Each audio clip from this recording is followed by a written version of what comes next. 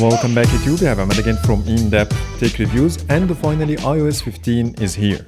This video is much longer than expected because it's a massive update, but if you are excited about iOS 15, grab your popcorn and let's jump in. Now let's talk about Focus. This is the brand new Do Not Disturb mode of iOS 15, but with far more options and customizations. So let's jump right away to Settings and then Focus to show you how it works. It includes a set of predefined focus modes to choose from, or you can add even more by tapping the plus sign at the top right corner. It will give you even more predefined ones, or you can create your own from scratch by choosing Custom. All of them share pretty much the same settings, but there are slight differences between them, which is something I'm gonna go through later. But for now, let's start with the normal Do Not Disturb mode. At the top, you will see People and Apps. Under People, you can allow certain contacts to call or text even if the focus mode is turned on.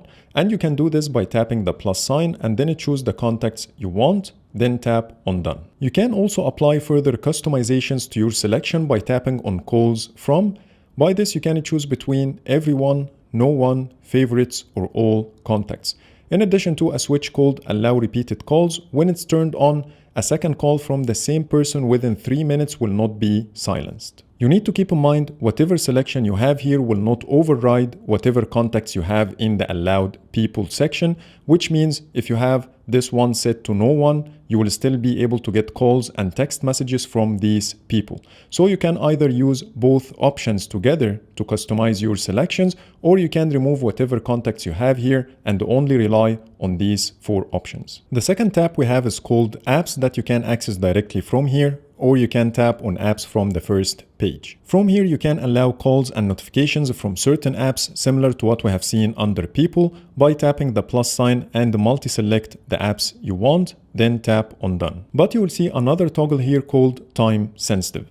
Time Sensitive is a new feature in iOS 15 that will allow app developers to declare if their app notifications are time sensitive or not. Which means if the notifications are declared as time sensitive and you have the toggle turned on, these notifications will override your focus mode. So let's go back to the previous page to see what else we have here, and the third one is called Focus Status. In a nutshell, this feature will allow chatting apps to display to people who message you that you have notifications silenced. And here's an example of how this message will look like. It says here this person has notifications silenced, but it will not share the name of your focus, and that's for your privacy. But people can still notify you by tapping on Notify Anyway button that shows under the message, and in this case you will get a normal notification on your phone. The settings I mentioned here will be applied to everyone. But what if you want to adjust your focus status settings for specific people in messages? In this case, you need to open the conversation, tap on the name, and then you will see here Share Focus Status, so you can turn the feature on or off for individual people and override whatever you have under the focus mode. You can also choose to hide alerts, and in this case, even if the person chose to notify you anyway while having your focus mode turned on, you won't get the notification. The Share Focus Status feature is currently working with messages only, but third-party apps can still take advantage of the feature by optimizing their apps for iOS 15. And in this case, if you want to give access to a specific app, go to Settings and then Privacy, then Focus, and the list of supported apps will show right here, so you can turn the switch on or off. So let's go back to Focus Settings to see what else we have here. And the next option is called Home Screen. When you go inside, you can do a couple of things. The first one is to hide notification badges, and you can choose specific home screen pages to show while having this focus mode turned on. And when you tap on the switch, it will show you all the current pages you have. You can choose one or more. I'm gonna choose this one for now to show you how it works, and then I'm gonna activate the focus mode. And when I go to my home screen, this is the only one I have. Next, we have the lock screen options, and the first thing you can do here is to dim the lock screen. And when you turn on the switch while having the focus mode turned on, this is how the lock screen will look like. The second option is to show silenced notifications on lock screen. After that, we have something called Add Schedule or Automation. And when you go inside, you can choose to activate your focus mode based on 4 different things. The first one is called Time, and here you can set a schedule based on the from and to timings and also the days of the week. And when you add the automation, it will appear under the Turn On Automatically section. From here, you can also delete any automation by tapping on it, and then choose Delete Automation, Confirm, and that's pretty much it. The second one we have is called Location, and here you can choose a specific location by searching for it in Maps. like this, for example. Once you choose the location and then tap on done, it will also show up right here. The next one we have is called app. From here, you can choose a specific app to automatically activate the feature. It doesn't support multi-selection, but you can keep doing this to add multiple apps if you want. Last but not least, there's one more option here called the Smart Activation that says automatically turn Do Not Disturb on at relevant times throughout the day based on signals like your location, app usage, and more. And when you tap the plus sign, it will show up right here, but when you go inside, there is nothing to customize. All you can do is to turn on or off or delete the automation. So these are pretty much all the options you get under each focus mode, but there are some exceptions. For example, when you go to driving, you don't have the option to choose apps, you can only choose people. And also there is an option here called auto reply. And when you tap on it, you can create an auto reply message, so it will be sent automatically to any of these categories.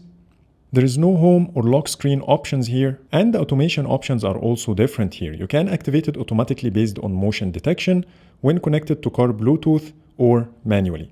You also have the option to activate with CarPlay. You can also delete this focus mode right here, which is something you cannot do under Do Not Disturb. Under Personal, you get the same exact options like in Do Not Disturb, but with the ability to delete the focus. Under Sleep, all the options are exactly the same except the automation options are different. They will be linked to the sleep schedule in your Health app, and that's why you have a button here called Open Sleep in Health.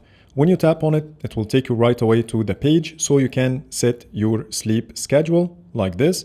And when you go back to the focus mode settings, you will see your schedule right here. From within the sleep focus settings page, you can edit your next schedule by tapping on edit right here. It will give you the option to edit the timings and also the wake up alarm on or off, some settings for the sounds and haptics. But if you want to edit the sleep schedule for every day, it will take you back again to the Health app. Work is exactly the same as Personal and Do Not Disturb, there is no difference, but we still have other predefined modes under the plus sign like Fitness. So let me add it to show you the differences. The first difference here is a new automation option called Workout, which will automatically turn on the focus mode when you start a session on your Apple Watch or the Fitness Plus app. The second difference is there is no smart activation option here. Under gaming, there is only one difference, which is called wireless controller that will automatically activate the focus mode once you connect a wireless controller to your device. Mindfulness has an automation called Mindfulness, which will automatically activate the focus mode when you start a session in the Mindfulness app. And finally, the reading mode is exactly the same as Do Not Disturb. But if you still want to create your own focus mode, you can tap the plus sign and then choose custom. Here it will ask you for an icon, a color, and name. So I'm gonna call this one test and then tap on next. It will ask you for the people, apps, and then tap on done.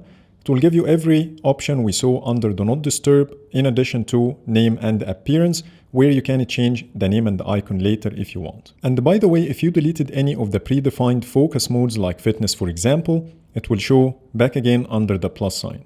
And the last option we have under focus settings is called Share Across Devices.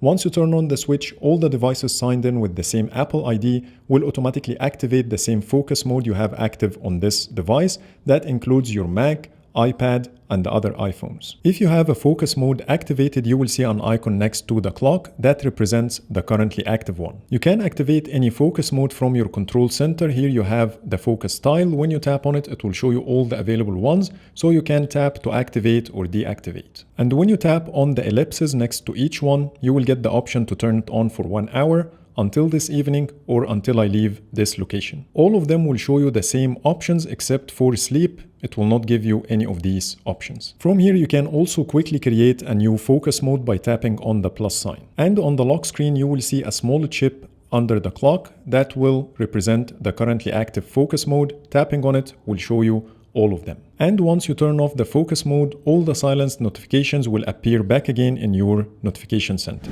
Now let's talk about messages. On iOS 15, when you send or receive a set of 2 or 3 photos, they will be presented in this nice looking collage with the ability to view in full screen. You will also see some new shortcuts at the bottom that didn't exist before, like tap backs, reply to individual photos, and download. If the image is already saved to your photos, the download button will turn into blue. And when you tap on it again, it will give you the option to view in gallery or save a duplicate. When you go back to the conversation, the tap backs will adapt nicely with the new design, and you will also be able to download the whole set of photos using the new download button. And in case some of these photos already saved, you will get the option to only save the rest to avoid any duplicates in your gallery. But the new design doesn't stop here. If the set is more than 3 photos, they will be presented in a scrollable stack, which you can view its photos either in full screen or in a grid view by tapping the grid button at the top right corner. And you can also jump to the grid view from the conversation by tapping on the photos count. And there is a new FaceTime shortcut at the top right corner that didn't exist before. Tapping on it will allow you to initiate a FaceTime audio or video call. When you tap and hold on text messages, iOS 15 will give you the option to translate the text on the fly, with the ability to play the original or translated text and more. Another neat feature in Messages is the ability to scrub through your voice messages, which wasn't the case before. To do this, force touch on your voice message, then tap on the preview window.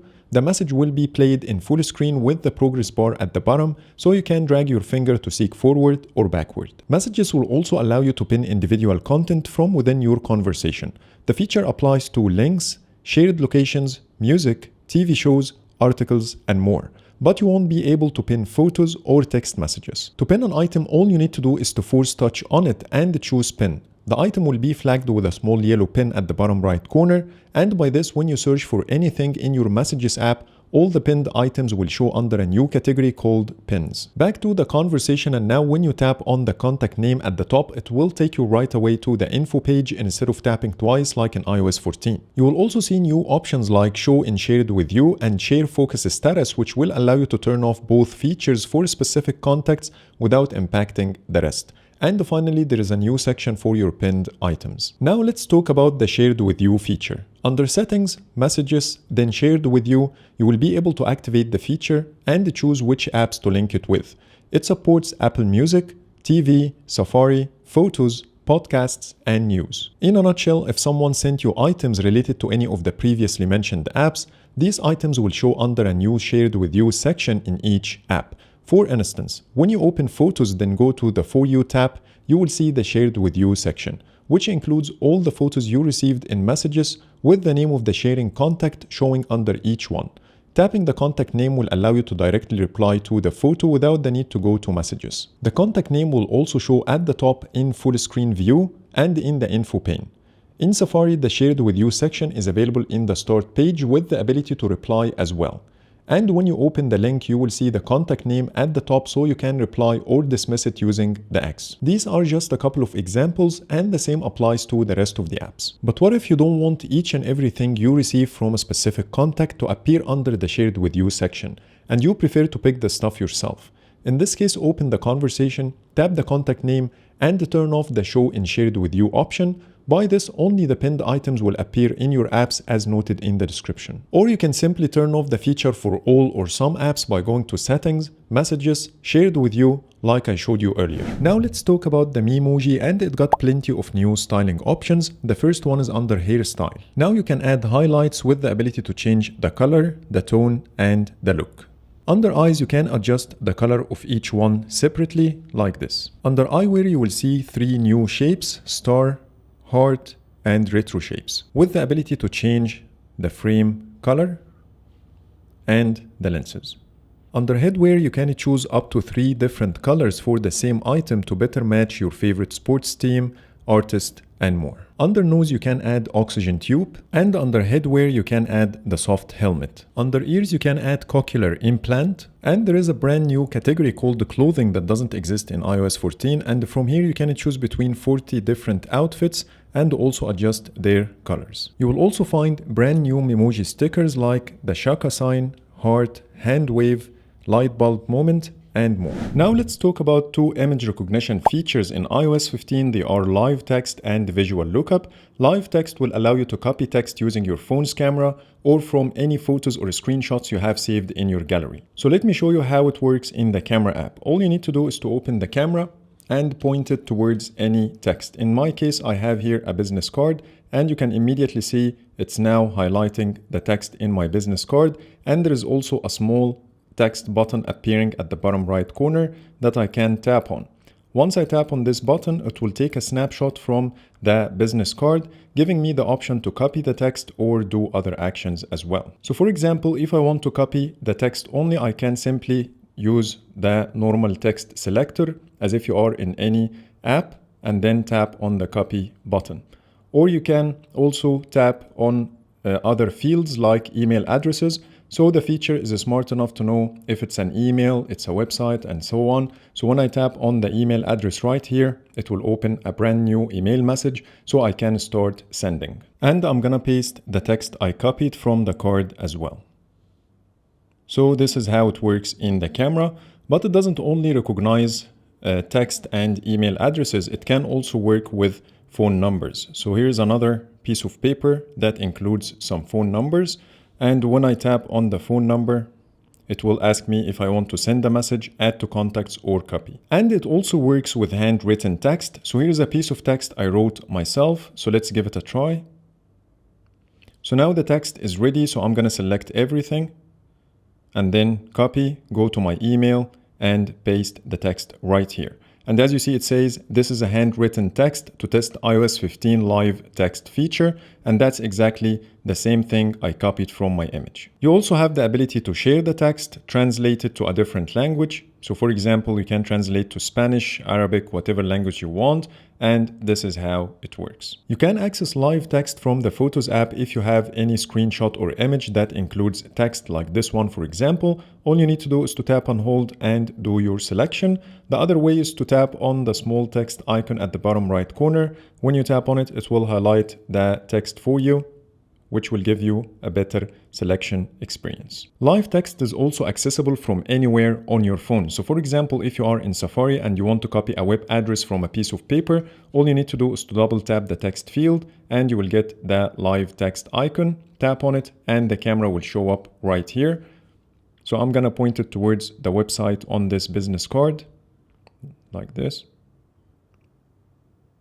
And the website is inserted. I'm gonna tap on insert and hit go, and that's how easy it works. So you can use the same feature to copy text directly from your notebook to the Notes app, for example, and so on. The second visual recognition feature in iOS 15 is called the Visual Lookup. This feature can help you identify things like landmarks, pets, flowers and plants, books, and more. This feature doesn't work directly from the camera like live text, but it's accessible from the Photos app. So if you have anything recognizable in the image, you will see two small stars on top of the info button to let you know that there is something identifiable here. And once you swipe up like this, you will see the option to look up this plant online, and you will also see a small floating icon right here that looks like a plant. You can tap on this one and start seeing the results. It will tell you the name of the flower and show you also similar images, or you can simply use the other way at the bottom. And the icon will change depends on the subject. So for example, here's a dog,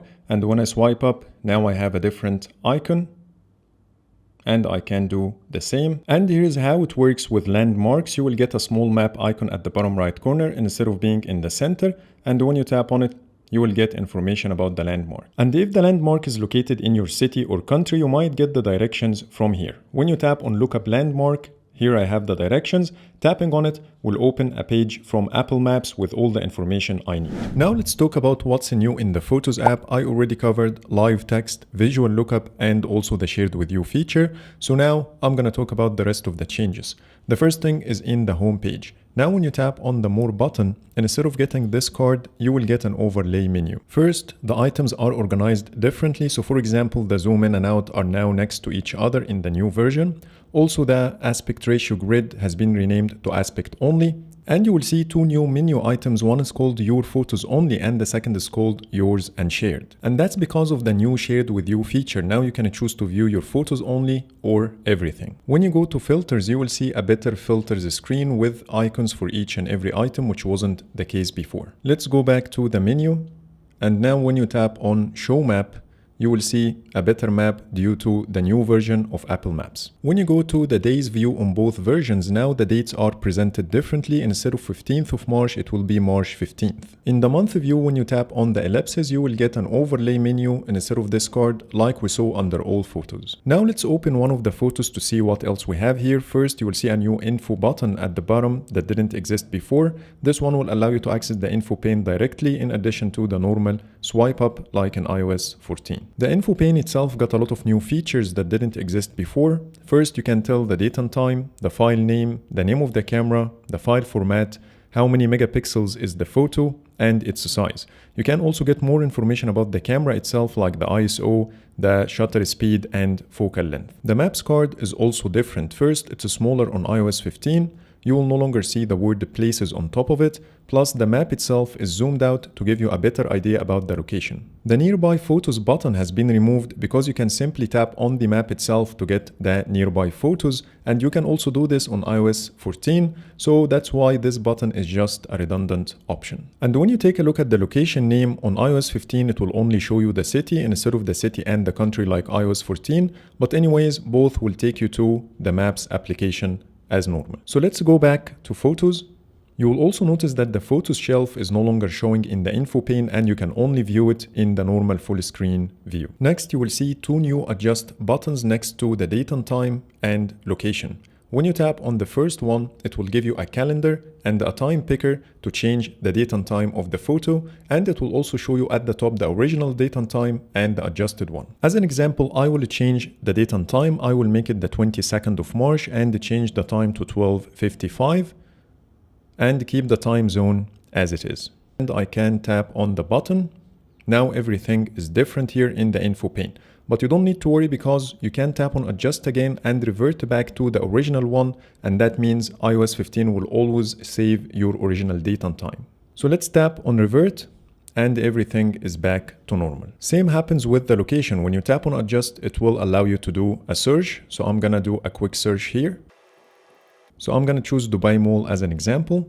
So now the location is different. I still can revert back to the original location as we saw in the date and time. When I tap on adjust again, I have the option to revert. But there is one more thing we can do with the location that we didn't see in the date and time, which is the ability to remove the location entirely by tapping on no location, and now the map will disappear. You still can tap on add location and revert back to the original one if you want. And by the way, the two adjust options are also accessible from the share sheet. You will see here adjust date and time and adjust location. Now let's open a photo of people to show you other differences in the info pane. First, there is no separate section for people in the info pane. Instead, they appear at the bottom left corner of the photo with much smaller thumbnails. When you tap on a person in iOS 14, it will simply take you to the photos of that person with the ability to review the photos to help the AI identify the face better in the future. But in iOS 15, it will give you all the options you need in an overlay menu. First, you will get the option to view all photos of that person, similar to iOS 14. The second option is to review the confirmed photos, which will take you to this page. And that's the same one we have on iOS 14, but the title is slightly different. The third option is called feature list that you can use to hide this person from your memories. The last one is called this is not Ahmed, which is me. So if you think that this is the wrong person, use this option and then give a different name. You will also notice a small blue question mark next to one of the faces I have, which means the AI doesn't know who's that person, which is something you cannot tell on iOS 14 because there is no indicator on the face. And when I go inside, as you see here, I don't have a name that I can set later. But on iOS 15, when I tap on the same person, now I can tag with name directly from here, which is much easier than before, and it will also give you a hint that this person is not identified. And you still get the option to feature list and see all photos. Another important piece of information that will show in the info pane of iOS 15 is the name of the app that saved this photo to your gallery, which is missing from iOS 14 as well. This is similar to what we have seen with the shared with you feature, but instead of showing you the contact name, it will show you the app name. And it works with each and every app I tried it with. So here are some photos I sent myself in WhatsApp, and I'm getting the same thing. Now when you tap on the app name, it will take you right away to the search with the app name already populated at the top, and you can see all the photos from this app. There is also a small glyph next to the app name that looks like the App Store icon to give you a hint that you are searching for an app. Also keep in mind that searching app names in iOS 14 is not possible, so when I type here WhatsApp, you will only see the WhatsApp album with the glyph on the left, but when I do the same on iOS 15, I will get two results, the app and the album. This feature is very useful because some apps doesn't create albums in your gallery, and in this case it will be so hard for you to locate their photos, but this issue has been sorted in iOS 15. Talking about the search, there is another powerful feature that can help you locate photos by searching with the phone name that took the photo. So for example, here I have a photo from my Google Pixel 3 XL, and when I type the word Google, here I have the camera icon and the name of my phone, and that will be very useful as well. Under search, you will also see better looking maps. And when you scroll all the way down, you will see a new section called recently searched that will include your history that you can clear using this button. And in some cases, when you tap on one of the categories, it will give you more suggestions to refine your search like this. And now with iOS 15, you can search photos using your voice by tapping the mic icon at the top. When you open a live photo now, you can change the effect using the overlay menu at the top, and instead of swiping up to change it from the info pane. On iOS 15, the print feature got some changes, so let me start it on both. The first option is to change the paper size, and you have plenty of options here, and with every change, the thumbnail will show you a preview. And if you don't have a printer selected, you still can tap on print to save the current photo as a PDF document. You will also see a new image picker in iOS 15, and instead of scrolling horizontally, now you can scroll vertically. Here it will take you right away to all photos instead of recent photos like iOS 15, and the all photos button is no longer showing because now you can expand to access all photos right away. The image picker is no longer filling the entire screen, and it has a handle here so you can minimize and maximize, which is not the case with iOS 14. You can see the app name and the icon at the top. Also, the cancel button has been replaced with clear. So for example, if you have multi-selection, you can tap on clear instead of tapping on cancel, which will minimize the whole window. And because the cancel button has been removed, now you have an X at the top right corner. Tapping on it will close the window completely instead of just minimizing like iOS 14. The small hint at the top that says select up to 20 items is no longer showing, but still the same restriction applies. On iOS 15, you can share your images in order, and every time you make a selection, you will see a number on the photo. In contrast, iOS 14 will show you a bar at the bottom says select items, which doesn't exist here. Also, when you do a multi-selection, you get a tick sign and the number of photos selected, which is no longer needed here because you can see the number of the photo on the photo itself. Also, iOS 15 no longer has the show selected feature that will show you the selected items in full screen. And here you can find the deselect all button, which is the same thing as clear on iOS 15, but this one is hidden. You can also search for photos in the image picker using your voice, similar to the app. Now let's talk about editing photos. So I'm gonna tap on edit on both versions. First, the ellipsis button has been replaced with markup because all you get here is the markup option, so there is no point to have it like this. You will also notice that the top bar is no longer dark and it matches the one at the bottom. And when you tap on the plus sign, you will see a new option here called description. The description added here will be read by the voiceover feature. So if you're going to send this photo to someone who uses voiceover, that will be very useful. So let's go back to the edit screen. And you will also see a new crop icon here on iOS 15. And when you go inside crop and then tap on the aspect ratio button, you will see a new size here called 4:5, which is the same one as 8:10. But the numbers are different. Now let's move on to albums. And you will see a change here under people and places. The thumbnails are now circular instead of square shapes. And when you go inside, you will see the same difference. And if you have a person added as your favorite, you will see a new heart icon. And also the name of each person is written under the photo instead of being on the photo itself. Also, the map look different to match the new version of Apple Maps. When you open an album and then open one of the photos and swipe up to access the info pane, you will see a new show in all photos button. One more feature under albums is the ability to create a memory from your album in a second. And you can do this by tapping the ellipsis icon at the top right corner, and you will find an option here called Play Memory Movie, which doesn't exist on iOS 14. Tapping on it will create a new memory in just a second with the same new design of iOS 15. Now let's talk about memories, and this is one of the things that got a complete revamp in iOS 15. Starting with the memory title on iOS 14, they always use the same font and placement, while on iOS 15 you will get a different font and also a different placement to match your memory style. At the top right corner you will see two new buttons, one to quickly add the memory to your favorites, and the ellipsis button include things like edit title, feature list, and delete memory. On iOS 14 to do the same, you have to haptic touch on the memory first and you will get pretty much the same options but with different wording. In contrast, the haptic touch on iOS 15 is no longer available for memories. And when you tap on both, you will see two different behaviors. iOS 14 will show you the photos and the video at the top and you can play the memory if you want, while here, when you tap, it will play the memory right away. And there are a lot of other differences when it comes to the playback screen. First, you can swipe left and right to jump between photos, and when you tap on the memory you will get the photos shelf here at the bottom. When you slide your finger on top of it, it will change the photos. You can also tap on any photo you want like this, and by the way, all the actions I'm doing will not stop the music from playing. In contrast, when you play the memory on iOS 14, there is no option to swipe through the photos. All you get is a video-like interface to drag your finger on the progress bar to jump to a specific spot. There is no option to tap,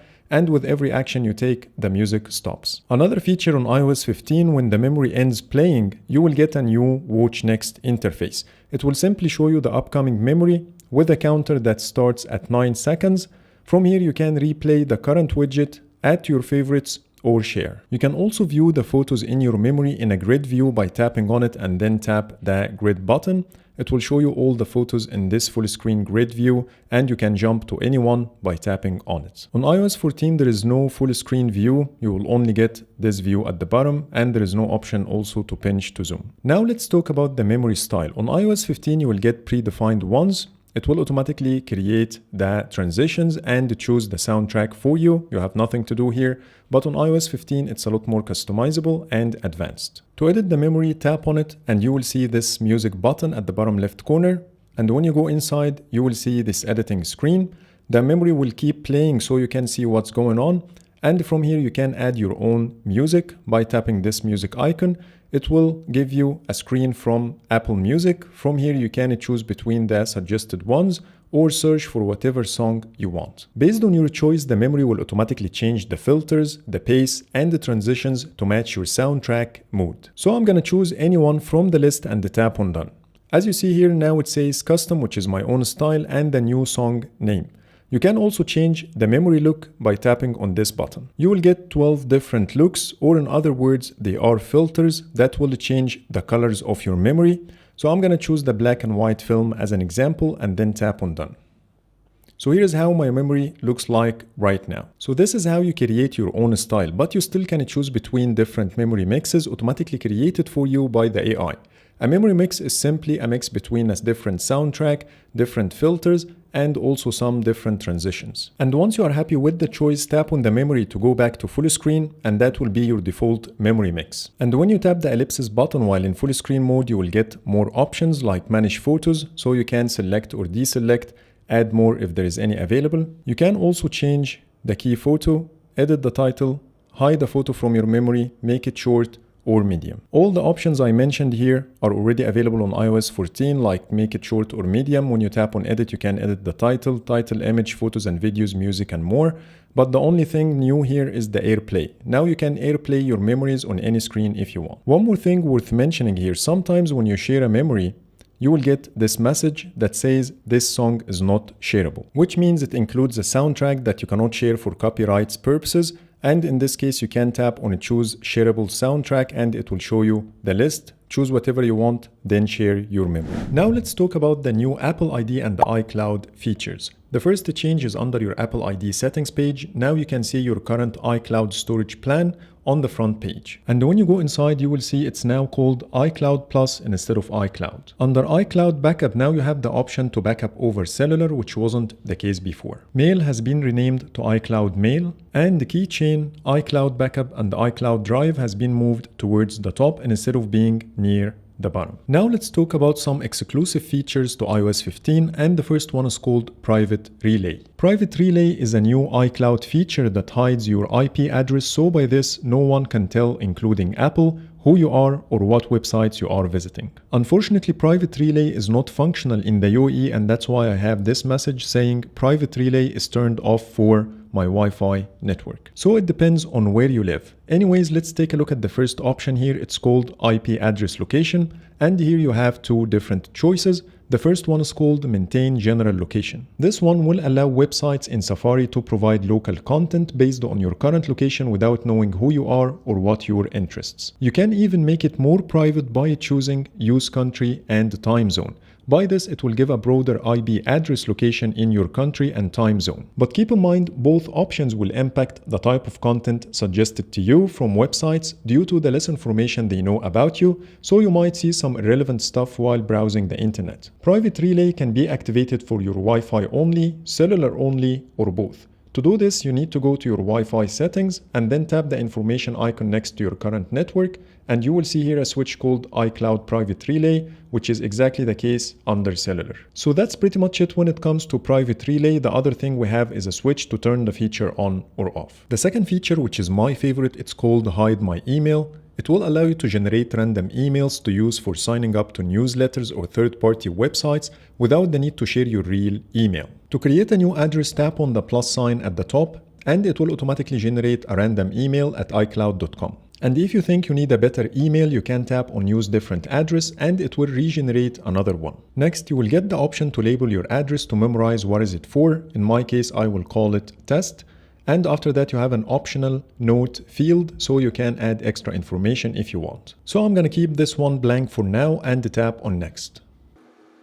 And now it's all set. Once you tap on done, you will see it right here in the list of emails you have. Now you can choose which email address to forward the messages to. So for example, if someone sent a message to any of those two emails, you will be able to receive them in your real inbox. And this can be set under the forward to option. It will give you the option to choose your primary Apple ID email or any other alternative email you added to your account under settings. So I'm going to choose my other email in this case and tap on done. When you tap on any of them, you will be able to see the generated email address in addition to which email the messages will be forwarded to, but unfortunately you will not be able to change that individually. Whatever you have here will be applied to all addresses. You can also edit your label or note and deactivate the email address in case you started to get spam emails or you no longer need it. When you deactivate an email address, it won't be deleted entirely. However, it will appear under a new list called Inactive Addresses under the Hide My Email settings page. From here, you can choose to reactivate the email again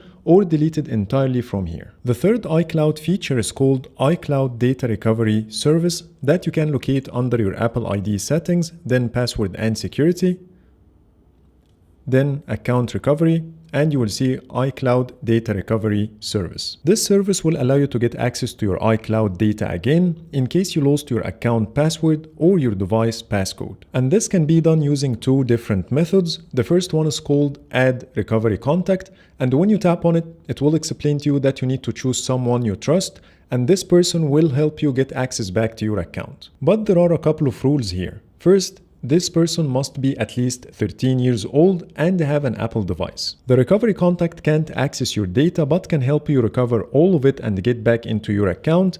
If you forgot your account password or device passcode, you will need to reach out to your recovery contact for help. So let's tap on Add Recovery Contact to see how it works. First, you need to authenticate using your Face ID, and if it failed, it will ask you for the account password. Once done, it will show you whatever contacts you have under your family sharing, so you can choose any of them or choose someone else by tapping on this button. Here you need to enter the Apple ID of that person, but in my case, I will go back to the family sharing contacts and choose the first one, then tap on Next. The service will automatically create a message to let the other person know that he or she has been chosen by you as a recovery contact, so you can choose this automated message and tap on Send or tap on Edit Message to create your own. In my case, I will use the automated one.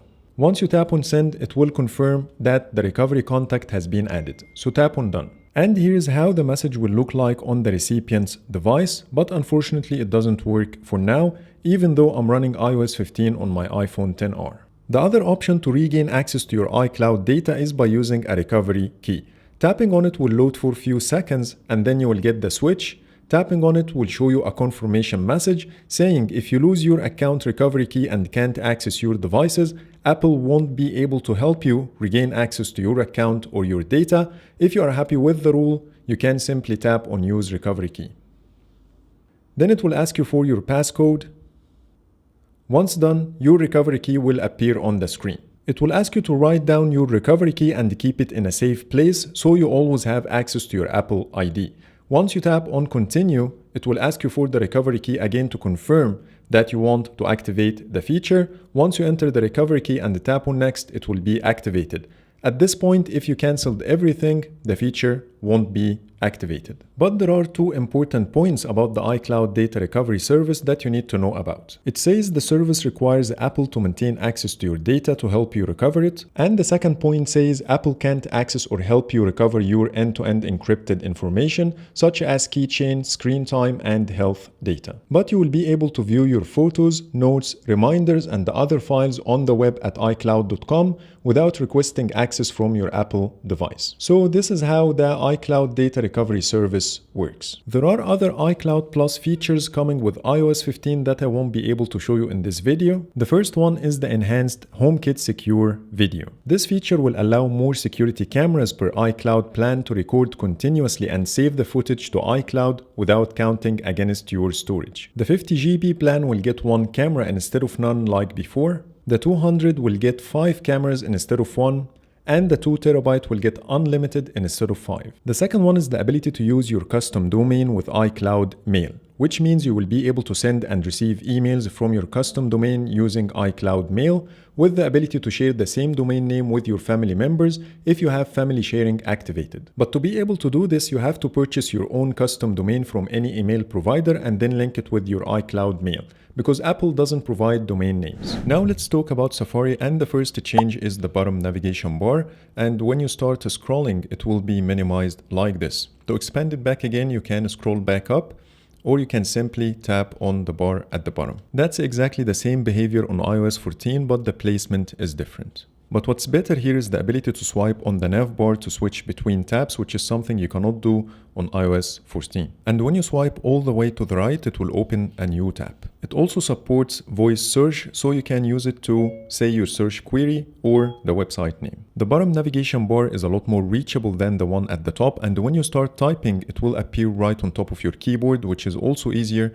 to make any edits in case you made a mistake in your search query. You will also notice that once I typed apple.com, now I can open it in the current tab or in one of my open tab groups. Tab groups is a new feature in Safari that I'm going to talk about later, but I just wanted to show you that you can do this from your navigation bar. In contrast, iOS 14 won't show you this option.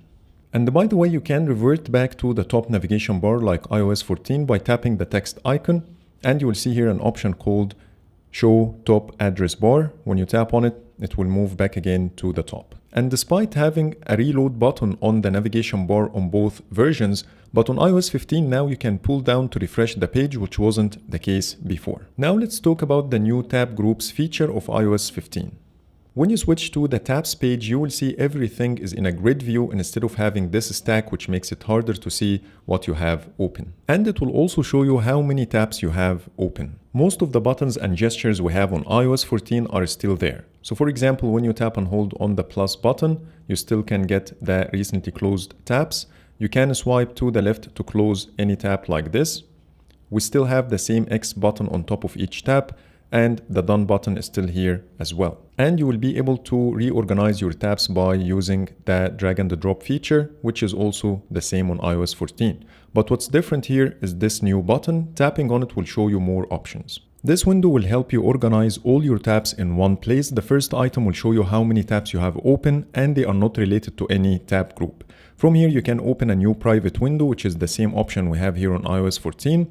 And after that, you will start to see any tab group you have created. So for example, here I have one, I named it My Tabs, and when I go to it, here it says the name at the bottom, and I can switch back to the currently open tabs by using the same window. Now let's see how to create a new tab group. Here you have two options, either to create an empty one or create one from the currently open tabs. Starting with the first option, it will first ask you for a name. So I'm gonna call it My Tabs 2 and then hit save. The group automatically created with the start page of Safari, and here's the name of my new tab group. I can start adding new tabs like this, go back again, add a new one, and so on and so forth. And it works exactly the same when you try to create a new group from the currently open tabs. You have to go to them first and then tap on new tab group and give it a name and hit save. Now we have 3 new tab groups created, so let's see how we can organize things. The first thing you can do is to use haptic touch, and it will give you the option to move this tab to another group. Here you will see the full list of groups you have, so you can choose one, or you can simply add it to the start page without linking it to any tab group. Or you can create a new tab group from this tab, and in this case it will ask you for the name again. So let's cancel this for now and go back again to the same window. At the top left corner you will see this edit button that will allow you to reorganize your tab groups the way you want using this handle on the right side. When you tap on the ellipses, you will get the option to delete the group, rename it, or copy all the links open in this group. Haptic touch will give you the same 3 options in addition to the list of open tabs in this group. Haptic touch works the same way in the edit mode and normal mode as well. I do really like the option to copy all links at once, and it will do it in a very nice way, so let me show you this. So once I paste the copied links, you can see the title of each website, and the title is a hyperlink, so you can jump right away to this web page. It will give you the name of the tab group, and it will also create bullet points, so it's very neat. It's also worth mentioning that all your tab groups will sync across all your devices if you are signed in with the same Apple ID. This new feature will also give you the ability to search for tabs in your group. So for example, if you have tons of tabs open, you can use the search at the top and start locating the web page you want. iOS 14 can also search for tabs, but the feature is kinda hidden. So for example, when you type the same website name you already have open, it will give you here an option called the switch to tab instead of opening a new one. But it's definitely more obvious on iOS 15. From this page, you can also sort your tabs. When you haptic touch on any of the tabs you have open, you will see an option here called Arrange Tabs By, and when you tap on it, it will give you an option to arrange tabs by title or by website name. So let's try to arrange tabs by the website name to see how it works. And as you see, everything got reorganized. You can also add all tabs to your bookmarks at once. And it says here, add bookmarks for 5 tabs. I do have 6 open, but the start page doesn't count. That's why I'm getting only 5. So let's tap on it to see how it works. It will take you straight away to create a new folder, and it will ask you for the name. So instead of adding them to your normal bookmarks list, it will create a folder to keep things organized. So I'm gonna tap on save to add them to my bookmarks list. You can also copy the link from here or close other tabs, which is a really nice touch, because if you want to keep only one tab, this option will make it a lot easier for you instead of swiping on each and every one. Now we understand how the new tab groups feature works, so let's go back to the navigation bar because it can also help you organize your tabs. When you haptic touch on the navigation bar, you will get the option to move to tab group. So if you want to move this link, you can do it directly from here. You don't need to go to the grid view first. You will also notice that the overlay menu looks totally different compared to iOS 14. When I do a haptic touch on iOS 14, I'm getting only 2 options, which is copy, paste and go. But here I have the same 2 options in addition to voice search and the ability to move to tab groups, and it looks much better and easier to navigate. Now let me show you the new customizable start page of Safari. When you open a new page on iOS 14, all you get is your favorites and the frequently visited websites, and you have nothing else to do here. But now you can customize this page yourself. When you scroll all the way down, you will see an edit button. When you go inside, you will get plenty of options. First, you can add a background. You can turn the feature on or off from here. You can choose from the predefined backgrounds or add one from your gallery if you want. So I'm gonna pick this one as an example, and then go back to the start page. As you see, it looks much better now. So let's go back to edit, and I will turn off the background image for now to be less distracting, and let's take a look at the options we have here. You can add your favorites, frequently visited websites, shared with you section that I showed you in the messages chapter, privacy report, Siri suggestions, reading list, and iCloud tabs. You can also reorder your sections by using this handle on the right side. And the best part is you can sync your start page across all your devices so you don't have to do the same thing over and over again. It's also worth mentioning that the new start page will show your bookmark folders. Here's the folder I created from my tab group and I can see it from here, which is something you cannot do on iOS 14 as well. When you go to bookmarks, I have a folder here that include one tab, but I cannot see this folder on my start page. And with the help of haptic touch, you will get a lot of options, like for example, copy all the links at once, open in new tabs, open in tab group, and here you can choose from the current ones or create a new one if you want. You can also edit the folder name, share contents, and in this case it will share all links in one message, or finally delete the folder as well. It's also worth mentioning that haptic touch on the tabs button will give you the ability to jump to your tab groups and move this current page to another tab group. Safari also got two new big additions. Now when you go to settings and then Safari and scroll down a little bit, you will see extensions. Tapping on it will take you to the more extensions button.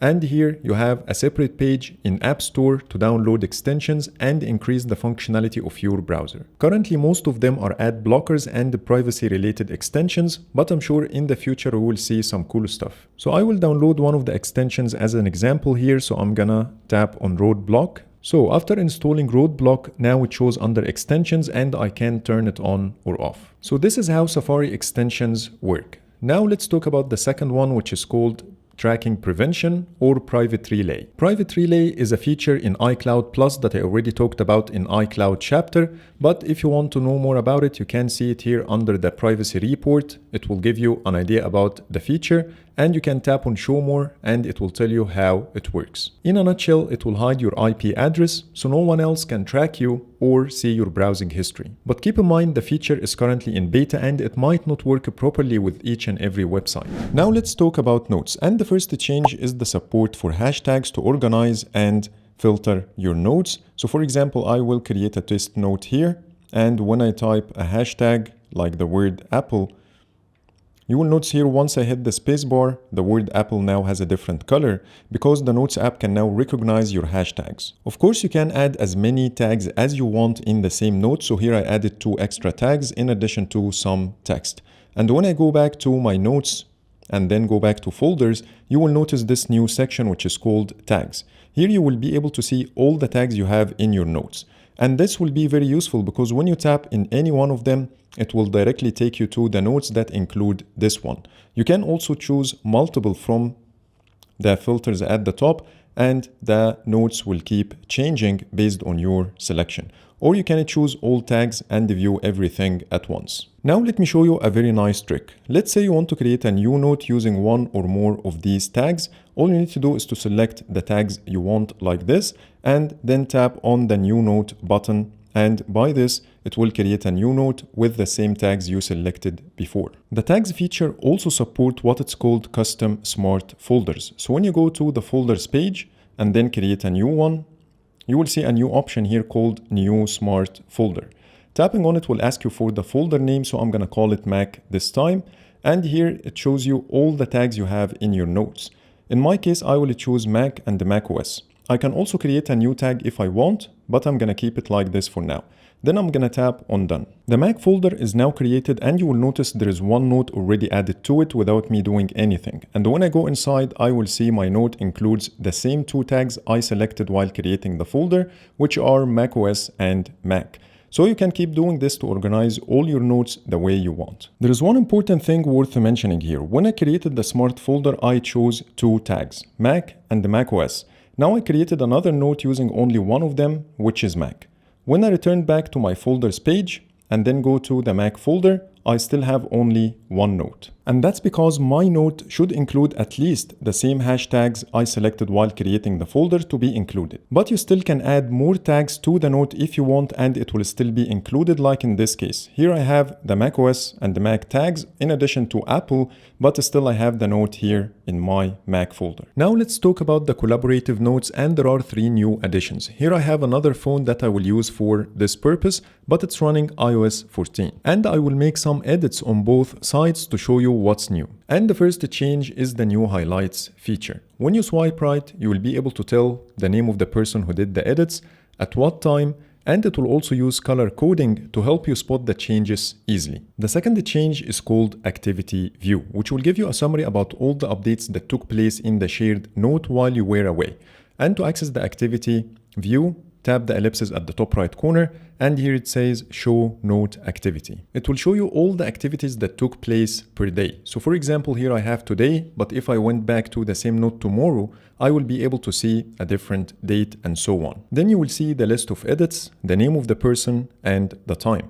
Tapping on any of the items will highlight the edits on the note itself using the same color coding I showed you in the highlights feature. And the third feature is called Mentions. Now you can mention anyone in your shared note using the @ like this. It will show you the contacts that you can mention here in your note, and when you tap on any of them, it will give you this animation with the same color coding for that person. If the other person is using iOS 15, he or she will get a notification on the phone to let them know that there is something important. Last but not least, the quick notes you create on your iPad or Mac, now you can edit and view them from your iOS 15 device. Now let's talk about reminders. And the first change is the support for the tags feature we saw in the Notes app.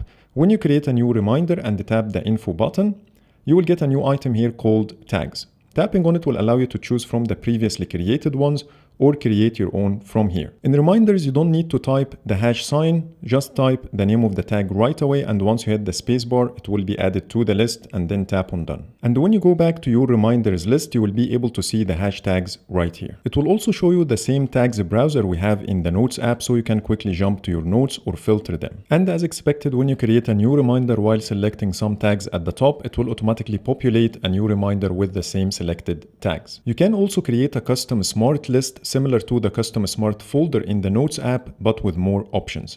When you tap on Add List, you will see a new item here called Make into Smart List. Tapping on it will reveal a lot of options. From here, you can choose whatever filters you want, and if your reminder matches these filters, it will be automatically added to the smart list. The first thing you can choose is the tags. For the date, you have multiple options. The first one is any, or you can specify a range. In this case, it will show you the from and to dates. And finally, you have something called relative range. Here you can choose in the next day, hour, week, month, or year, or you can make it in the past. For the time, it will give you some options too, like night, evening, afternoon, morning, or any. For the location, you can choose specific, and in this case, it will show you the saved locations in your maps, or you can tap on custom, it will show you the search, and you can pick the location you want. The next one is called flag, so you can only add the reminders if they are flagged. And last but not least, the priority, and choose between high, medium, low, or any. The third addition is the ability to delete all your completed reminders at once. So for example, when I go to the all list and then tap the ellipses, show completed, now I have a clear button. Once I tap on it, it will ask me if I want to delete all of them or choose a specific range. The Reminders app also got an improved natural language support. So for example, when you create a new reminder and type something like take medicine every morning, it will automatically detect the word every morning and suggest a daily time for you. So it says here, suggested time tomorrow 9 a.m. daily. And when I tap on it, it will set everything automatically. Now let's talk about the notifications, and the first change is in the design. First, you will see bigger app icons, and the notification itself is smaller than before. And when it comes to notifications from people, now you can see the profile picture, and third-party apps can also implement this new change. And under settings, notifications, you will see a new feature called scheduled summary. In a nutshell, this feature will combine all your notifications in batches, and you will receive these batches based on a schedule that you can set yourself. You can set up to 12 summaries per day, and as you see here, I have all of them. You can delete anyone if you want and add it by using the plus sign. And you can choose the time for each summary like this. So let's scroll down to see what else we have here.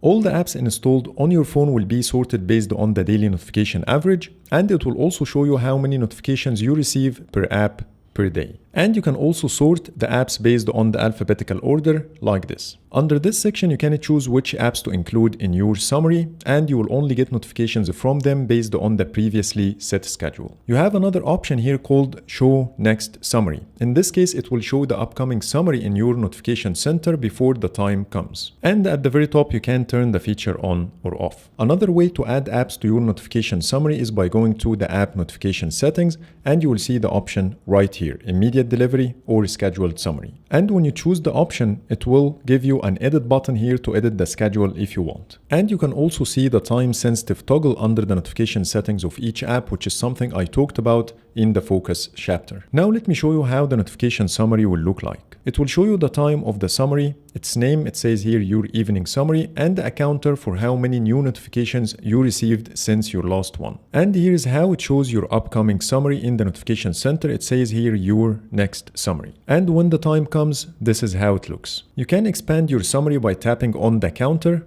and it will separate all the notifications like this. Or you can collapse everything by tapping on the arrow next to the summary name. The notifications in your summary will be ordered intelligently, and it will show the most important ones at the top.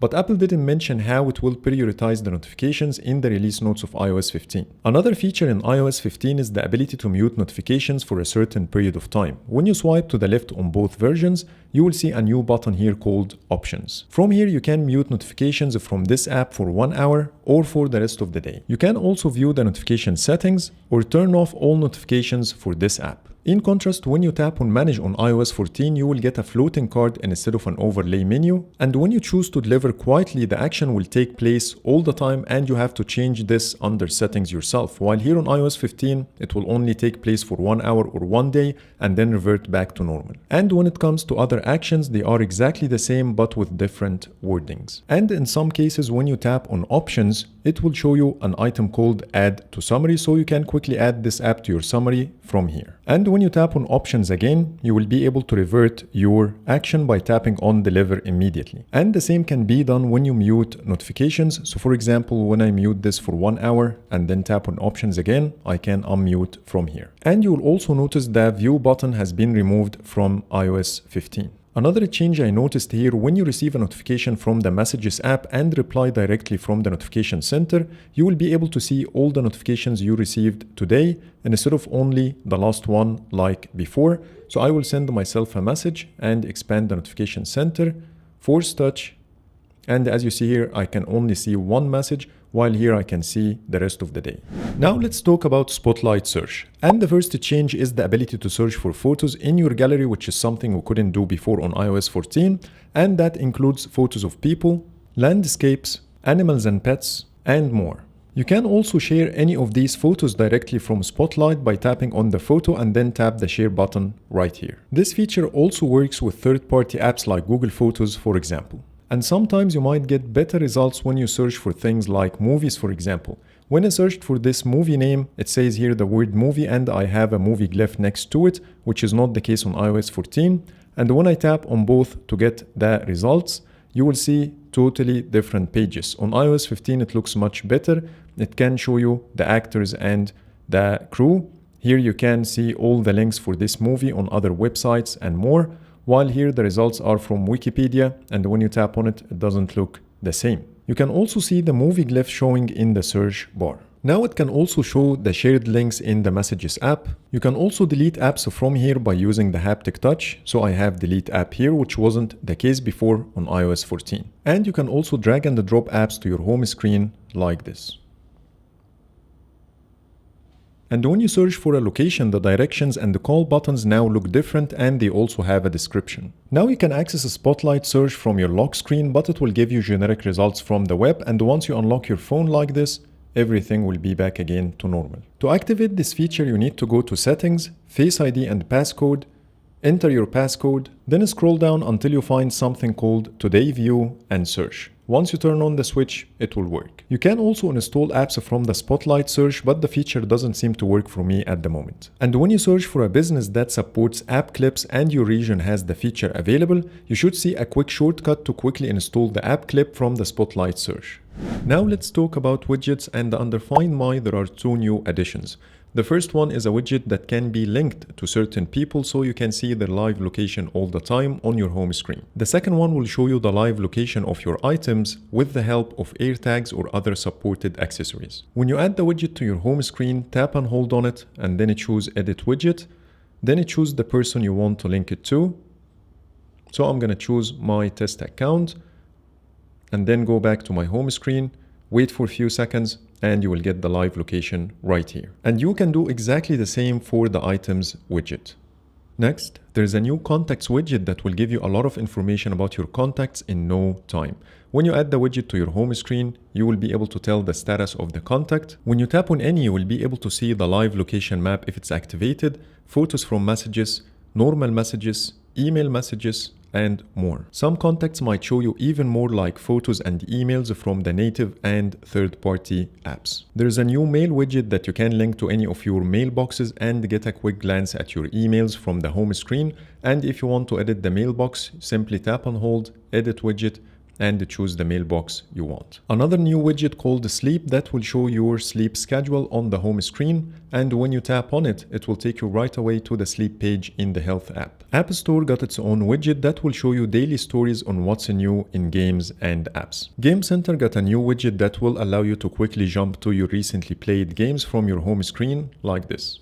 And there are some widgets that got redesigned like calendar. Now on iOS 15 you will see a small size month calendar that didn't exist in iOS 14. A new list widget that looks similar to the Up Next one on iOS 14, but it looks a little bit better. And the Up Next widget in iOS 15 will show you 2 days work calendar instead of a list design. The medium size Up Next widget will no longer show you the full month calendar, but it will show you the upcoming events instead. The large size batteries widget now has horizontal line separation that didn't exist before. The files widgets got redesigned as well, the medium size now using a white color instead of light gray, and the bigger one now has a shelf design instead of a grid design. On iOS 15, both widgets can be linked to any folder you have in your Files app, which wasn't the case before. On iOS 14, when you tap and hold, you don't have the option to edit, but here on iOS 15, you have Edit Widget, and when you tap on it, you can choose the location you want. You can either change the default location by tapping the blue folder icon and then choose whatever folder you want, or at the bottom you have an option here called Pick a Folder, and when you tap on it, it will allow you to choose any folder on your device, like this for example. Tap on Done, and then go back to your home screen, and it will be linked. And here is how the redesigned full-size files widget looks like on home screen compared to iOS 14. Weather widgets got also redesigned in all sizes. Here is how they look. They use different colors and also more information in iOS 15, and they are now named Weather Forecast instead of Forecast. Under Clock, there is a new widget called Clock, which will display the current time, and it's using light theme instead of dark theme. The same city widget on both looks different on iOS 15. The Maps widgets on iOS 15 now shows more details compared to iOS 14, so you can clearly see the green areas, the desert, and more. The screen time widgets got redesigned as well. First, in the big size, you will see the chart is smaller and the apps are bigger, which is the opposite to iOS 14. You will also see the Apple ID profile picture in all sizes, which wasn't the case before. Tips widgets got also redesigned. Now the text is filling the entire space instead of having a margin at the top, and that's the case for each and every one. And finally, the editing screen for the stack widget looks different, so let me show you how they look side by side. On iOS 14, you will get a list with handles to reorganize your widgets, while here you can use the drag and drop. And to delete the widget, now you have a minus sign next to each one instead of swiping to the left. The Smart Rotate toggle has been replaced by a circular one at the bottom, and when you tap on it, you will get a new animation. And there is one more addition here called Widget Suggestions that you can turn on or off. So by this, iOS 15 will suggest more widgets to add to your stack in the future. From here, you can also add more widgets to the stack by using the plus sign at the top left corner. So I'm going to choose Notes, for example, tap on Add Widget, and now it got added, which is something you couldn't do before. And there is also a Done button at the top instead of the X button. Now let's talk about the home screen. And the first change is the ability to reorder your home screen pages. Just tap and hold to enter the editing mode, and then tap the pagination dots. Now you can drag and drop the pages the way you want, like this. And if you want to change your default home screen, all you need to do is to put the one you want in the first spot, tap on done, and every time you swipe up, that will be your page. The second change is the ability to add the same app multiple times on your home screen. So for example, I will re-add the Facebook app to my home screen like this, and as you see, they are side by side. Now let's take a look at Apple Maps. The first change is the new interactive globe. When you zoom all the way out, you will be able to see the Earth with enhanced details for the mountains, oceans, forests, deserts, and more. In some cities like San Francisco, Los Angeles, New York, and London, you will get the detail of elevation, roads, trees, buildings, and landmarks.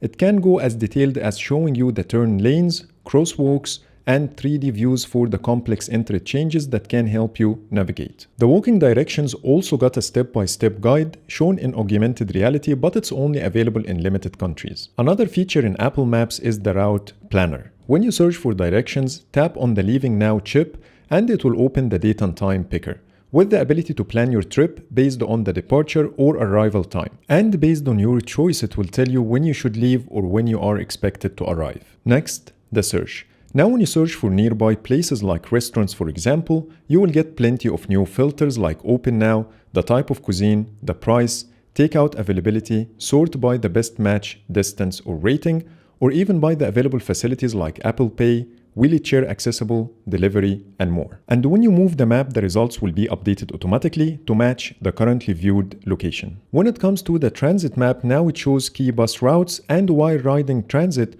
a new user interface makes it easy to see and interact with your route using one hand, and when you are approaching the stop, Maps notifies you that it's almost time to leave. You can also pin your favorite transit lines so they always show at the top if they are nearby. The information cards for places got redesigned with bigger thumbnails and buttons, in addition to more icons to make things easier to navigate. The guides page got also redesigned with bigger images and menus for easier navigation. And finally, next to the search bar, you will see your profile picture.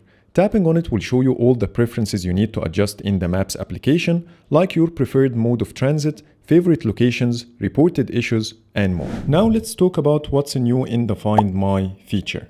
And the first change is the live stream for the family and the friends location. So for example, if your family and the friends are sharing their locations with you, like this one for example, you will get a live stream for their location on the map without any delays. So let's say this person is driving a car. In this case, I will see his photo moving on the map live, similar to what happens when you navigate using the Maps application. And that will give you an immediate sense of direction, speed, and progress. Next, with iOS 15, now you can locate your iPhone even if it's powered off for up to 24 hours. And when you try to power off the device, you will see under the power slider a small text saying iPhone findable after power off. And when you tap on it, it will show you an overlay menu explaining to you how the feature works. And it will give you a button to temporarily turn off finding. Tapping on it will turn off the feature for one time only, and once you power your phone back on, the feature will be reactivated. But if you want to turn off this feature all the time, in this case you need to go to your settings, then tap on your Apple ID settings, then go to Find My, then Find My iPhone, and turn off Find My network. Next, AirPods Pro and AirPods Pro Max now support the Find My network, which means if you left your headphones in a place beyond its Bluetooth range, you will still be able to get its approximate location. And when you navigate to this location, it might help you to be within the Bluetooth range again and to find your headphones by playing a sound. Next, there's a new feature in Find My called Separation Alerts. In a nutshell, this feature will notify you if you left any of your Bluetooth accessories behind. This feature is available on iOS 15, iPadOS 15, macOS Monterey, and watchOS 8. The supported accessories are Apple AirTags and some Find My supported third-party accessories. You still can activate the feature for your Apple Watch by navigating to the Find My app, tap on your Apple Watch and expand the settings, and you will see here an option under notifications called Notify When Left Behind. But for some reason it says not supported. However, it should be supported in the future. However, I can activate the feature on my Apple Watch running watchOS 8, and by this I can get a notification if I left my iPhone behind.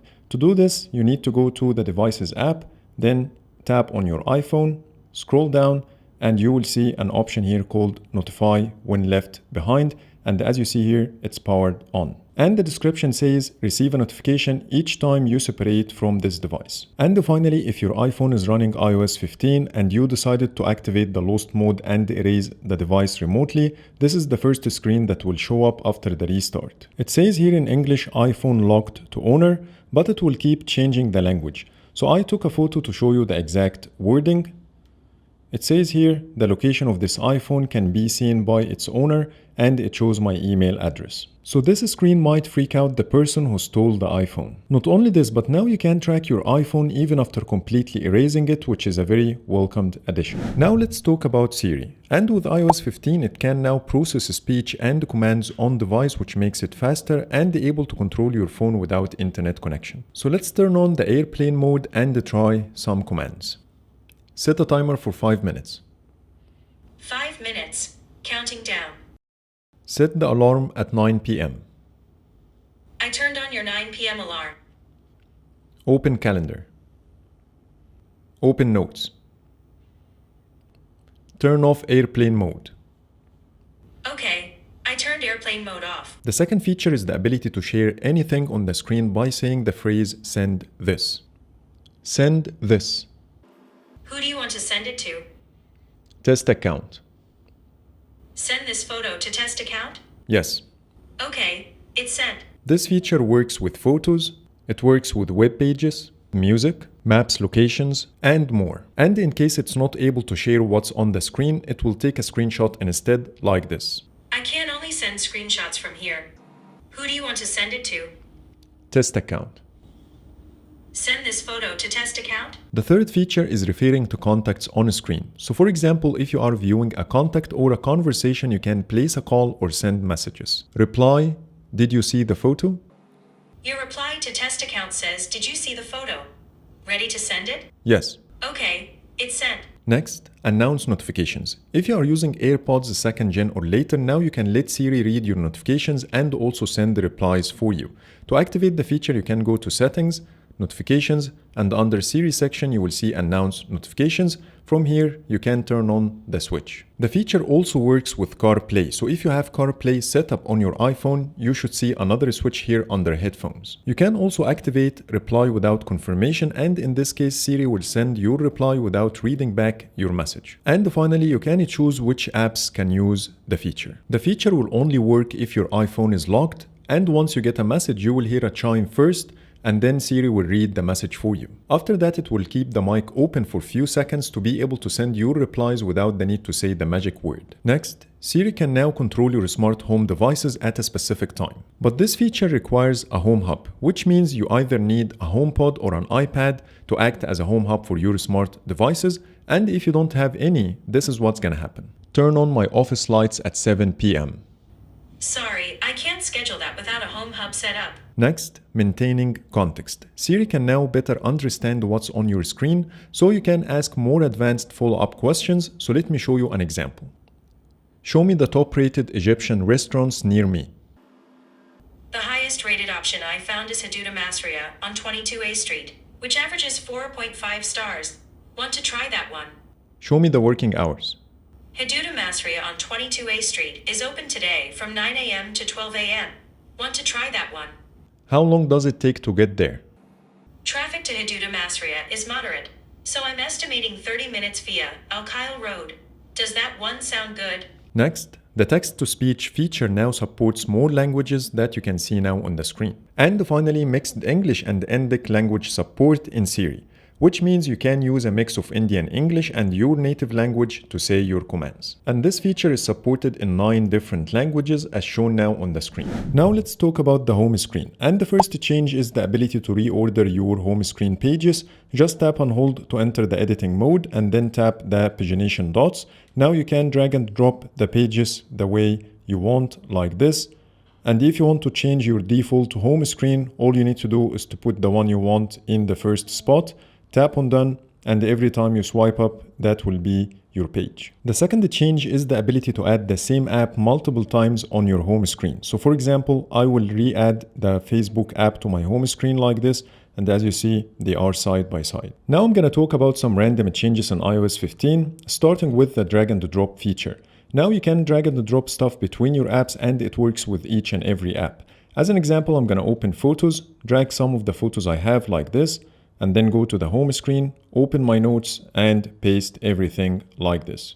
Next, the App Store. And it got a new feature called In-App Events, which will show you timely events related to apps and games, like game competitions, a live streamed experience, and a new movie premiere. I didn't get any of these in-app events yet on my phone, but we should expect to see something in the future. These events should be discoverable under today's tab, Games, Apps, and Search. Next, the Books app got some enhancements in the search. So for example, when you search for anything, now you will see some suggested books and audiobooks in your search results, and you can also use your voice to start searching. The camera app now supports zoom in quick take videos, so when you start recording the video, all you need to do is to drag your finger up and down.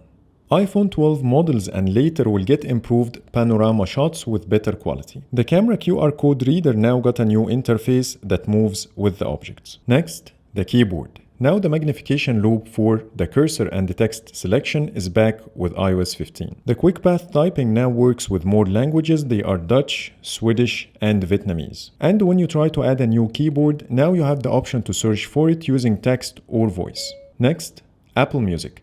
And if you are using AirPods Pro or AirPods Pro Max and you have iOS 15 running on your device, when you start listening to Dolby Atmos music like this one, for example, you will get Apple's head tracking feature. For example, here is my AirPods Pro Max. When I start listening to Dolby Atmos music on my iOS 15 device and my phone is on the table and I'm sitting in front of it, when I turn my head like this, the sound coming from the right AirPod will be louder, and when I move it the other way around, it will do the opposite, which will give you the feeling that the audio source is coming from your phone. This feature will only be supported on iPhone 7 models and later. The second change is in the music recognition feature. When you go to your control center and then haptic touch on Shazam, you will see the history of identified songs.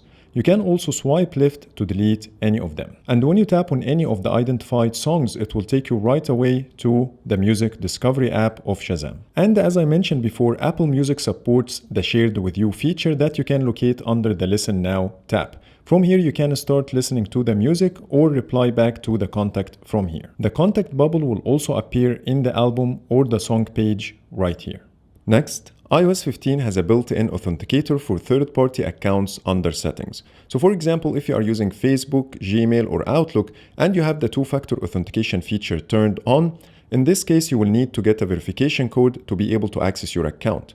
And in these cases, people usually download third-party apps like Microsoft Authenticator to be able to generate the verification codes for all accounts in one place. But with iOS 15, you no longer need to do this, because now you can go to Settings, then Passwords, then tap on the account you want to generate verification codes for. And you will see a new button here called Setup Verification Code. Tapping on it will give you two options, either to set up using a key or a QR code. This piece of information should be available on your third-party account. In my case, I was using Outlook and I used the Scan QR code feature. Once I scanned the code, I started to generate verification codes directly on my phone. And here is how it looks. This is my other account, and here are the verification codes I'm getting, and you can see the counter says here it will expire in the next 15 seconds and so on. And the best part is when you try to sign in next time to your account, you will get the verification code right into your keyboard, so you can tap verification code and use your Face ID and you are done, verify. So it's a zero effort process. Next, screen time. And there is a new feature called downtime on demand. When you go to settings, then screen time, then downtime, you will see a new switch here called turn on downtime until tomorrow. Tapping on it will only turn on the feature until the day finishes, and then it will turn off automatically. Also, developers can now use your screen time data in their apps if you give them the access to give you a wider range of parental control tools. Next, the Shortcuts app, and it got a smarter shortcuts editor. Now when you edit any of your shortcuts, you will see a new section here called Next Action Suggestions, which will make it easier for you to build up your shortcuts, which is not the case on iOS 14. And you will see the same when you try to create a new shortcut. It will show you the Next Action Suggestions.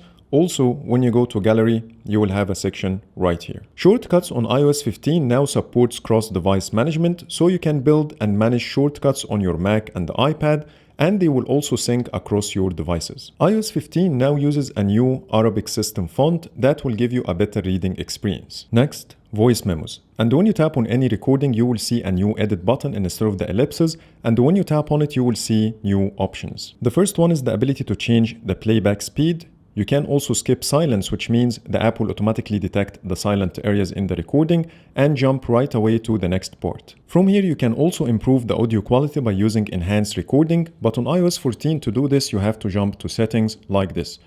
When you go to settings, voice memos, you have audio quality and you can choose between compressed and lossless, while here it's just a switch from the app itself. You will also see a reset button at the top left corner to reset everything back to default settings. And when you change anything in this menu, then dismiss the card, the button will turn into blue to let you know that you are not using the default settings. And finally, now you can share multiple audio recordings at once by tapping on the edit button, then choose the recordings you want, then tap on share. Next, the Translate app. And it got plenty of new changes. The first one is the ability to quickly change the language using this overlay menu by tapping on the drop-down arrow and instead of using the traditional list like before. You will also see a new ellipsis button here. Tapping on it will give you the option to play translations and automatically detect the language. And there is a brand new Conversations tab. From here, you can do live translation between two different languages. First, you can view the translated text side by side, or you can tap on this button and change it to face-to-face.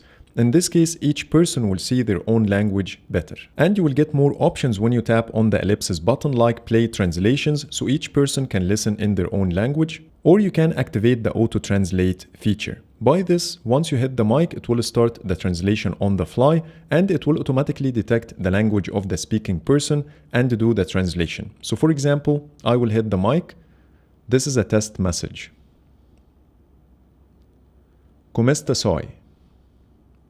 As you saw, I spoke in two different languages and the translation didn't stop. It picked up the English and the Spanish languages and automatically did the translation for both. And the last option you get is the ability to clear the conversation using this button. And finally, you will get a system-wide translate option every time you select text anywhere in the OS. So for example, here I'm in the Notes app and I'm selecting some text. Now I have the option to translate, which doesn't exist on iOS 14. Tapping on it will give me more options. I can see the translation, I can play the translated text in each language, and I can also replace the currently selected text with the translated one like this. In addition to copying the translation, change language, add your favorites, or open in Translate. Next, the weather. And the first change is in the new animated weather backgrounds. I have the same city on both versions, but I can clearly see the sun on iOS 15 and its position on the screen represents its position in reality. You will also see more realistic animations for the rain and the clouds. Like for example, the rain is hitting this card on the screen and instead of moving all the way down like on iOS 14. It will also show you weather alerts for things like wind and rain, and you can tap on See More to get more information from the web. And when you tap on the map icon here at the bottom left corner, which doesn't exist on iOS 14, it will show you that perception map. As you see here, it will show you the changing in the weather condition for the next 12 hours. You can also change the layer to choose between perception, temperature, and also the air quality.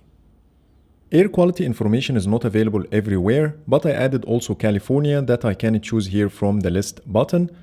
And once I do this, this is how the air quality map will look like. And on iOS 15, when you scroll down in the front page, you will get much better looking information. They are presented in bigger cards that makes it easier for you to see the information you are looking for. Next, Apple TV. And it got the shared with you feature that you can access from the Watch Now tab. And now you can link it with the streaming apps in Japan. And you can access the shared with you feature in Apple Podcasts under the Listen Now tab. Next, under your Apple ID settings, then iCloud. And when you go to iCloud backup, now you have the option to backup over cellular connection. And when it comes to gaming, when you connect your iPhone to the Xbox Series X or S wireless controller or the PS5 DualSense controller, and then tap the share button while playing, it will automatically record the last 15 seconds of your gameplay and save it to your gallery so you can share it later with your friends. And for the iPhones that support 5G, the system will automatically prioritize your 5G connectivity over Wi-Fi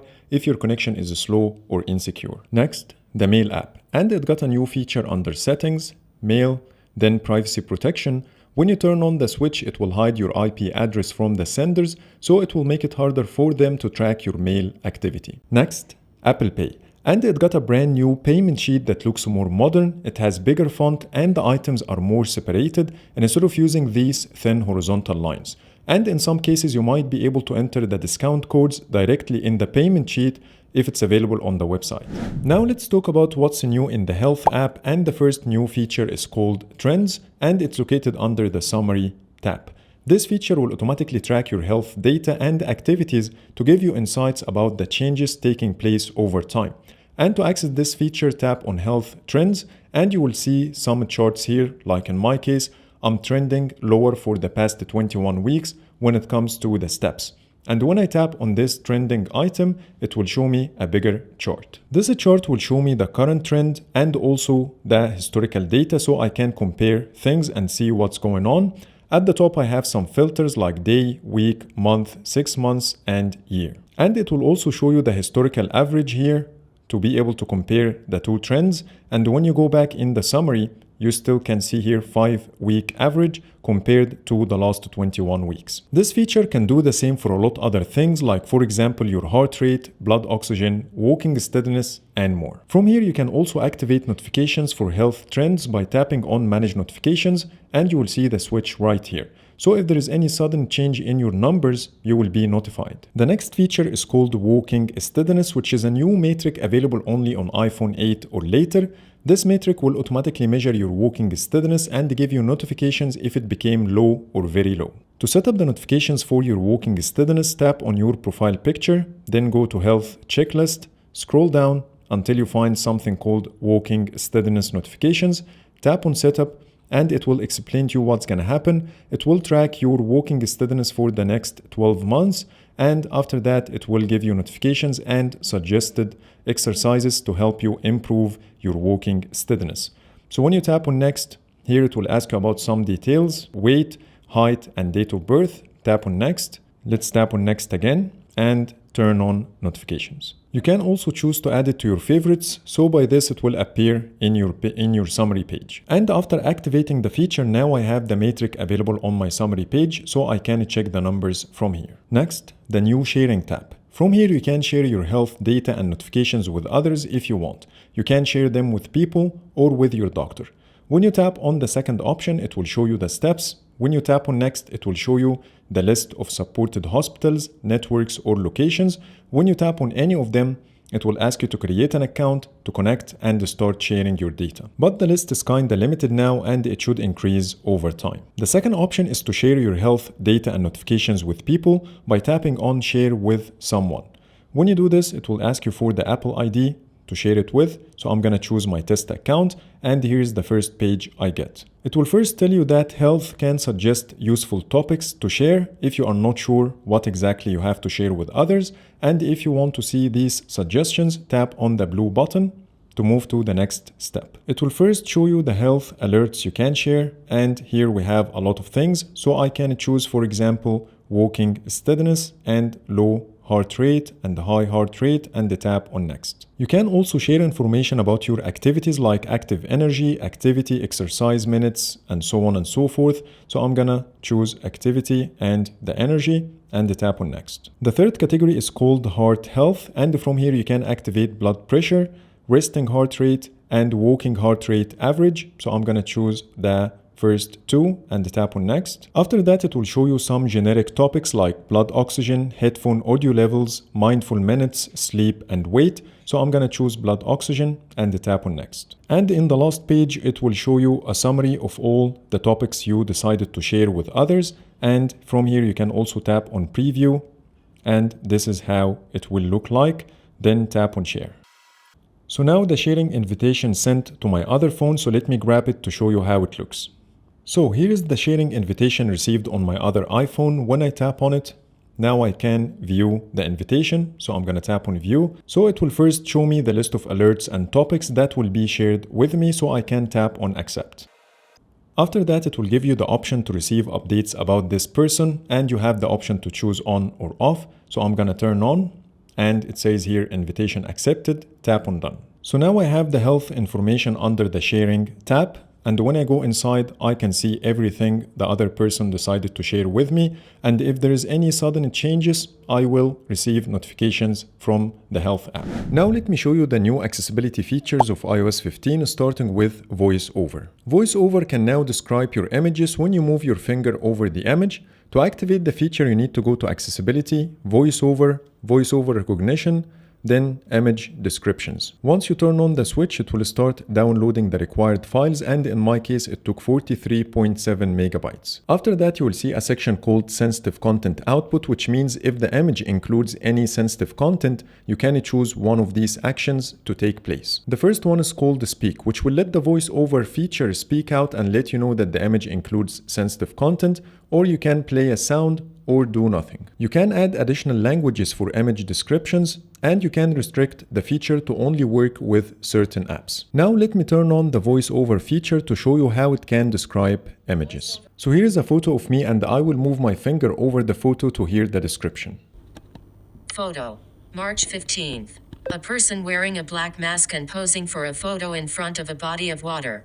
Maybe Emmett. As you heard, it described the photo really well, and it also knows my name from the Photos app. This feature can also describe objects, text, and the tables within images in more detail, in addition to receipts and nutrition label values in logical order. Next, under Switch Control, Switches, Add New Switch, now you have the option to add sound actions. And it will give you 14 different sounds to choose from. And if you want to hear each one, tap on Practice, then tap on the sound name like this.